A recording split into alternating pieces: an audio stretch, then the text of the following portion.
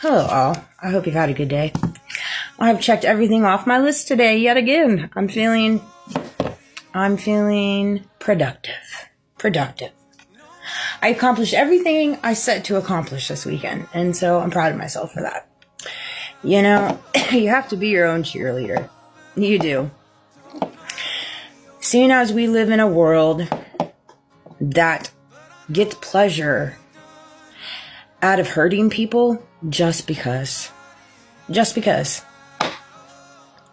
people are controlled by their ego and by their flesh and by their greedful, I don't even know if that's a word, but we should make it one, greedful ways. And so in return, when you're ran by your ego, your flesh, and greed, you are ran by spirits outside of you, really. And it takes you down roads where you just hurt people just because, right? And that's something I've had to come to face and see, because it's so hard for me and my little head and my little heart to imagine living amongst a world of people that chose just to hurt me just because. I mean, on my way home, I just went to Best Buy to return a printer.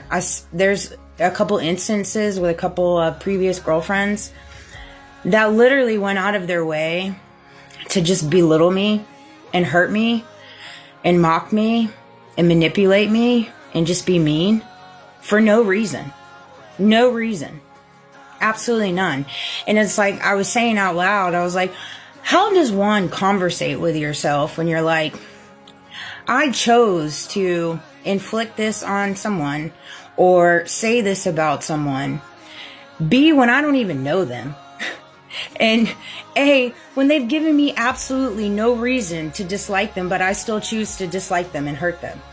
Like, that has to be a very unique conversation to have within oneself. Straight up. And because I walk in my truths of knowing me and knowing who I am and knowing the previous me and the new me, like, based off all the stuff that has been so gratefully and graciously projected onto me, yeah, some of it was warranted. Some of it I brought on myself, no doubt. I own that, right? But when it comes to other people's projections and other people just being mean, just because, none of it was justly. I don't think there is any justice in any type of action or behavior when it comes to mistreatment to anyone, period. Particularly if it's just because you don't, in your mind, you just don't like someone, so you want to go out of their way to just be mean. You know what I mean? It's not a good life to live. That's got to be a hard life to live, I'd imagine. I could imagine there not being much peace in that type of lifestyle. And it breaks my heart for those that are living it. You know? And so it's one of those things, you know? You just can't wear other people's projections of you. You really can't. You have to get to a place in your walk where you do not care. You don't care what people think. You don't care what people do. You don't care what people say. You don't care what people project. You don't care what people deflect. You don't care what people manipulate. You don't care about the illusions. You don't care about the tactics. Why don't you care? Because you're like, well, Amanda, it's not right. It's not normal. What about that does God allow? Why does God allow things like that? Well, I'll tell you why. I'll tell you why. So you can learn that all of those people that are doing XYZ to you aren't supposed to be in your life. That's why God's allowing it. And he's going to allow it until you see it. And it's hard. It's a hard truth.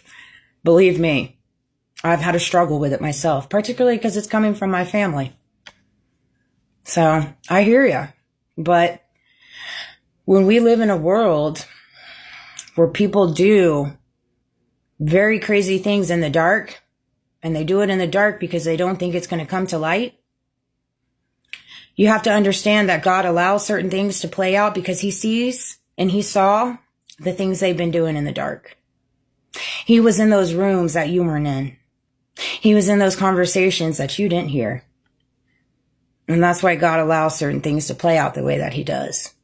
And so I hope this video helps. I hope it resonates. But I felt compelled to unpack pretty much every story in the Bible I resonate with. When it comes to everything and every disciple and everything within the Bible, there isn't an inch of the Bible.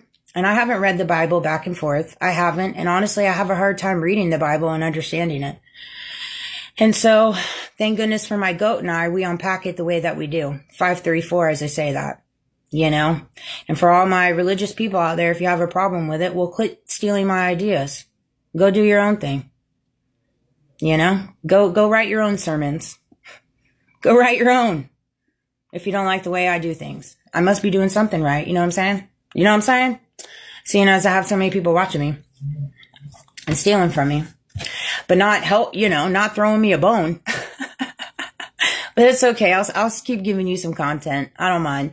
I don't mind at all. It's a part of my calling. God sees you though. He sure does. Joseph. Okay, so targeting and false accusations.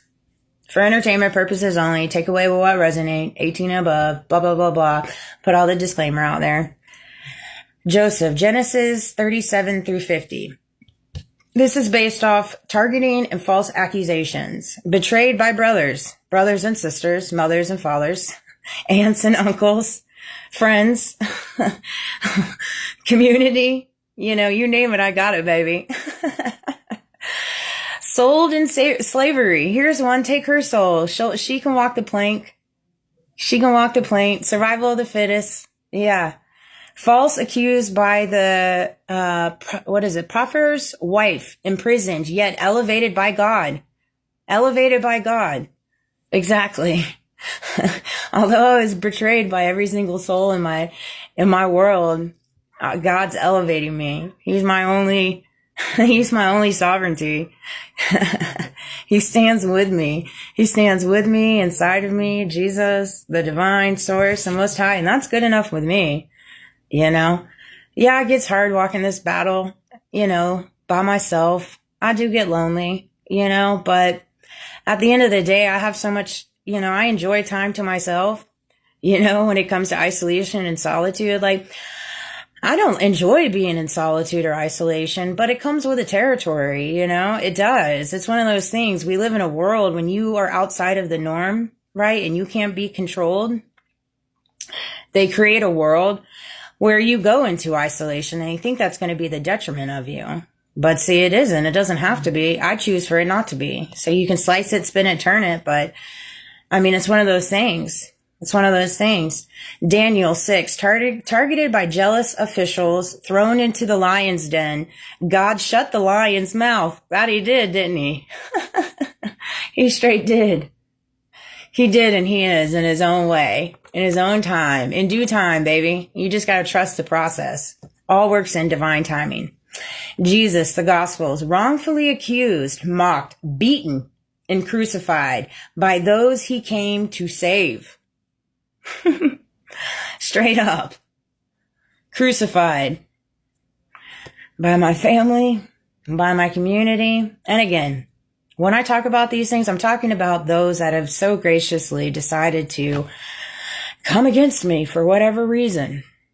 Whatever reason you want to, you know, cultivate in your head to justify your actions. Whatever helps you sleep at night, I'm here for. You know what I mean?